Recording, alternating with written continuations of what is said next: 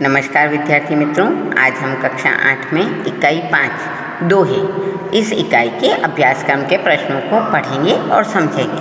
पहला प्रश्न है, कबीर साईं से कितना मांगते हैं? तो इसके उत्तर में हम लिखेंगे कि कबीरदास जी संग्रह करना उचित नहीं समझते हैं। वे भगवान से उतना ही अन्न और धन मांगते हैं जिसमें उनके परिवार का निर्वाह हो सके, उनके परिवार में भी कोई भूखा ना रहे और उनके दरवाजे पर कोई साधु या फकीर भीख मांगने आता है तो वह भी भूखा न जाए। कबीर इससे ज़्यादा पाने की इच्छा नहीं करते हैं। दूसरा प्रश्न है, बिना सोचे कार्य करने से क्या होता है? तो इसके उत्तर में हम लिखेंगे कि सोच समझकर कार्य करना ही बुद्धिमानी होती है। बिना सोचे समझे कार्य करने से कार्य बिगड़ जाता है और कार्य जब बिगड़ जाता है तो फिर हमें पछतावा होता है। और इतना ही नहीं, दुनिया में हमारी हंसी भी उड़ती है।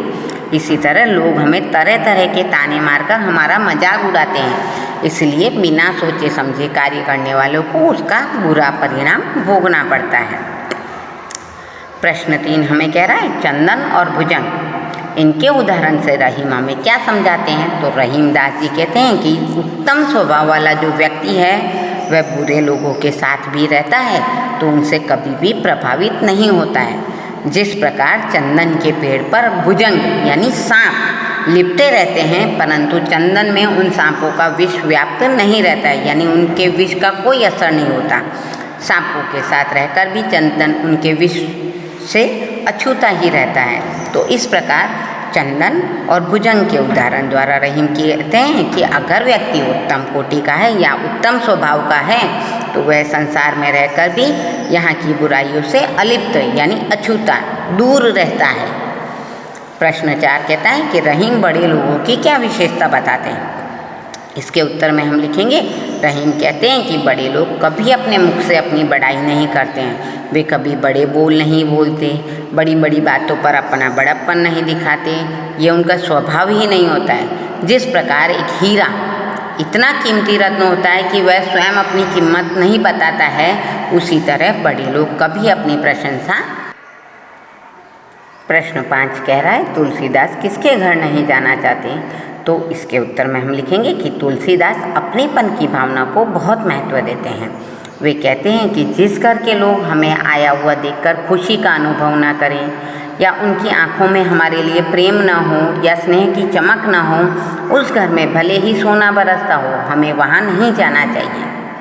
इस तरह अभ्यास के प्रश्न हो चुके हैं। प्रश्न 2 हमें कह रहा है, इस इकाई के दोहों में आप कौन कौन से सद्गुण ग्रहण करते हैं? तो मित्रों, हमने यहाँ पर कबीर, रहीम और तुलसीदास जी के दोहे पढ़े हैं। तो कबीरदास जी की सीख है कि हमें आवश्यकता से अधिक पाने की इच्छा नहीं रखनी चाहिए।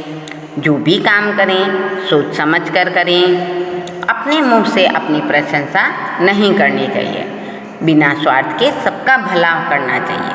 रहीमदास जी कहते हैं, दूसरों से कुछ भी न मांगो, अपने स्वभाव को उत्तम प्रकृति का बनाए रखो। और तुलसीदास जी कहते हैं, प्रेम को धन से ज़्यादा महत्व देना चाहिए। इसके अलावा वे विद्या धन पाने के लिए परिश्रम को जरूरी समझते हैं। तो इस प्रकार इस इकाई के दोहों में हम दान, प्रियता, संतोष, समानता, सत्संगति, विनम्रता, परिश्रम, प्रेम पूर्ण आतिथ्य, इन सभी सद्गुणों को सीखते हैं। अगला प्रश्न हमें कह रहा है कि निम्नलिखित जवाब मिले ऐसी पहेलियों का निर्माण कीजिए। पहली है, तन है हरा मुँह है लाल, पिंजरे में रखकर लो मुझे पाल, सवेरे बोलता हूँ नित्य राम राम, खाता हूँ हरी मिर्च अमरूद और आम। तो यह है तोता। दूसरा है, पंख नहीं है फिर भी मैं उड़ती, बस एक धागे से जमीन से जुड़ती, बातें खूब हवा से करती, कट जाए धागा जमीन पर गिरती। इसका अर्थ है पतंग। चींची करके शोर मचाती, सुबह होते ही सबको उठाती, चहक चहक कर गाती गाने, फुदक फुदक कर चुगती दाने। इसका अर्थ है चिड़िया। तो मित्रों, आज हमने कक्षा 8 में इकाई 5 दोहे और इसमें हमने अभ्यासक्रम के प्रश्नों को पढ़ा, समझा और हल किया।